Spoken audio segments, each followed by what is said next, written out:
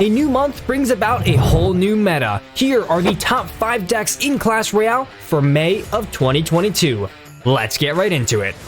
Number 1. Mortar Miner Skeleton King. Now, the Mortar Miner archetype has been one of the biggest winners over the past couple weeks, being one of the most popular decks seen now in the current meta. What's so good about this deck is that there are multiple ways to actually play this deck, which makes it much more versatile when it comes to playing in different matchups. Starting off the match, I'm generally going to be rather on the aggressive side, cycling some of my cheap cards, or even going in with a mortar at the bridge. This is because the whole goal of this deck is to be chipping damage slowly but surely away from the opponent's towers. So in terms of offense, you have 2 main pushes. The first is a mortar push, where, well, you go in with the mortar at the bridge and try to get that mortar to connect to the tower. The second way is, of course, with the miner poison, where you send that miner into the tower, and if the opponent has low to medium health units to counter the miner, then the poison can take care of the rest of the units. There's also a synergy between the Skeleton King as well as the Skeleton Army and the Bats, because when those units die, you'll of course be feeding souls for that Skeleton King's ability. On the defensive end, this deck is also super solid, and that's one of the biggest pros of a mortar deck, because not only does the mortar serve as an effective offensive tool, it's also an insanely cheap and tanky tool on defense as well. For most building targeting units, you're gonna just use the mortar as a way to pull units into the center, while your Musketeer and your Swarm units take them down. In addition, you can also use the Skeleton King, whose ability can spawn lots of skeletons, which just allows you to stall the opponent's pushes way longer and allows your other defensive units time to defend these pushes. In addition, never forget how effective a defensive poison can be. It does actually more damage than a fireball, and it slows the opponent's units down. So if you're in a sticky situation, never forget that you have that defensive spell in hand. Last but not least, the best thing about mortar, in my opinion, is that you can also play defense and offense at the same time. If the opponent has a big push coming your way, maybe consider playing a mortar in the center at the river. This way you can pull the opponent's units in towards the mortar while also going for tower damage with the mortar shells. All in all, I absolutely love the versatility that this deck offers, so definitely a top choice for me for this meta. Number 2. Bridge Spam with the Goblin Drill.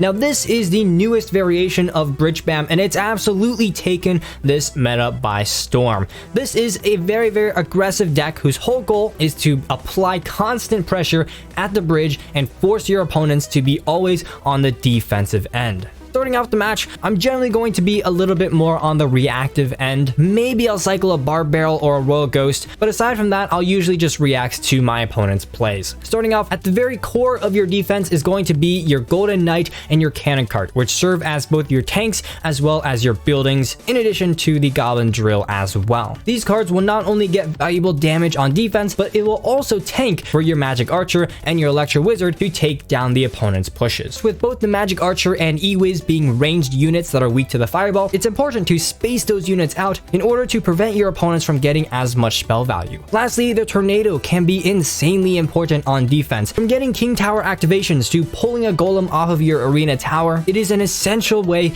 of buying yourself some time on defense. The offense of this deck is pretty self-explanatory. Of course, it's a bridge spam deck, so if the opponent plays a big push in the back, we'll then just spam in the opposite lane. In addition to that, most of your units are rather tanky, so you'll oftentimes have surviving units off of a defense, and then you can just use those in a counter push to push towards the opponent's tower. The quick immediate pressure of your spam units combined with the Goblin Drill being sent directly to the tower makes it really difficult for the opponent to defend both of those at the same time. And on top of that, you can also apply double lane pressure with the amount of fast-paced units that this deck has. Last but not least, you also have the Magic Archer, which kind of can serve as a medium spell in this deck in terms of finishing towers off in overtime. If you have your geometry down good enough, you can use that Magic Archer to get chip shots, and even combining that Magic Archer with a Tornado to get a couple extra 100 damage that you might need in overtime. Number 3. 3 Musketeers. Now, 3 Musketeers is continuing to dominate the meta. However, the most popular variants have removed the mirror for the Ice Golem. Starting off with this deck, it's generally going to be pretty passive, and in single elixir and double elixir time, you'll kind of have 2 different game plans.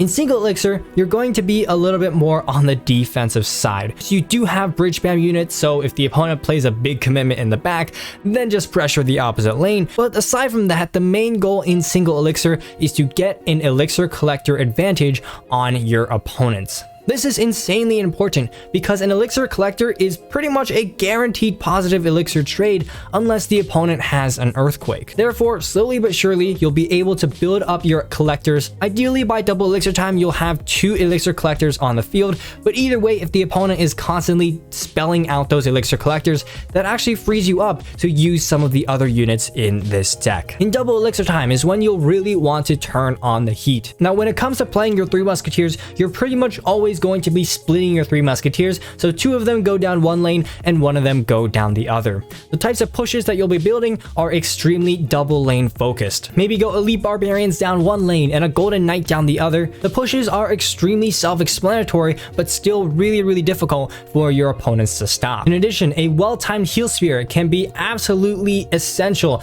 in getting your troops to that arena tower. On the defensive end, you have so much high output damage. The Musketeers, the Golden Knight, the Elite Barbarians. In addition, you have the Ice Golem to kite units around, and the Royal Ghost to deal with splash damage. That being said, this deck is slightly weaker against air decks, but it's definitely not impossible because of the bridge spam power that you have. If the opponent goes all in with an air push down one lane, and you simply do not have any air counters, then just pressure down the opposite lane and go for a tower trade. All in all, a very aggressive and rather fun deck to play.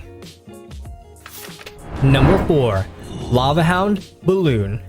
That's right, Lava Hound Balloon is finally back in the meta with the new Mighty Miner. What's so great about this deck is oftentimes a lot of Lava Hound decks would need a tank killer in the Inferno Dragon, and that would leave the players super weak to any sort of big ground push. However, with the Mighty Miner, you not only have that ability to take care of big tanks, but you have a super tanky ground unit for you to use on defense as well. Starting off with this Lava Hound deck, it is a very aggressive deck. So in single elixir time or double elixir time, you're always going to be looking for opportunities to build your Lava Hound pushes, even at the beginning of the match. So in terms of offense, your pushes are going to have a beatdown style to it. As I always say with Lava Hound, I will generally only support it with maybe 1 unit or 2 at most in order to prevent your opponents from getting spell value on your pushes. However, once you do bait out that small spell, well then you're free to just go all in. Spells are also very crucial to getting your